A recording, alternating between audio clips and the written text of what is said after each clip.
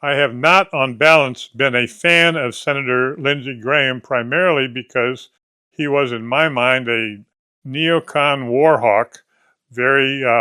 hopeful that the amount of money or effort we could send to Ukraine to defeat or at least try to do bad stuff to Russia, which for many people, including me, makes sense. But on the other hand, I feel that what he was doing was not in America's interest regarding the Ukraine, because I felt that the reason why Russia invaded Ukraine was largely due to the Biden administration's efforts to get Ukraine into NATO, which Russia made very clear, literally for decades, was an existential threat and was a major cause, in my opinion, of why in 2022 Russia invaded Ukraine. And Graham was a big part of the Senate that helped Biden in that area. Having said that, and having now heard of his tragic sudden death, I have also learned of how many good things he did in the Senate. Nothing more important than how strongly he helped President Trump in some of the policies that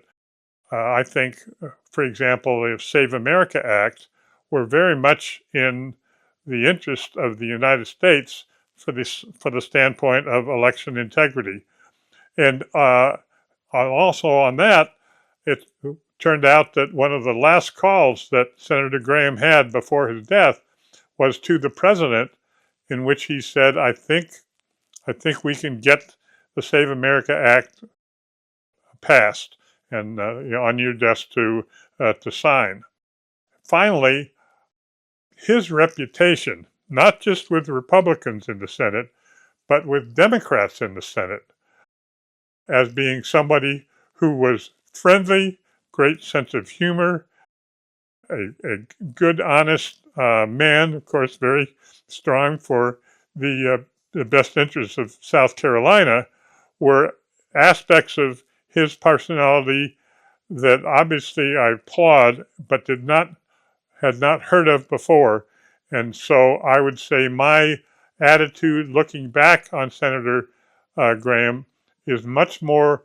respectful and positive. And on top of that, of course, I'm sure we all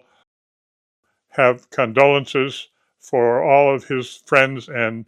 family on this tragic death.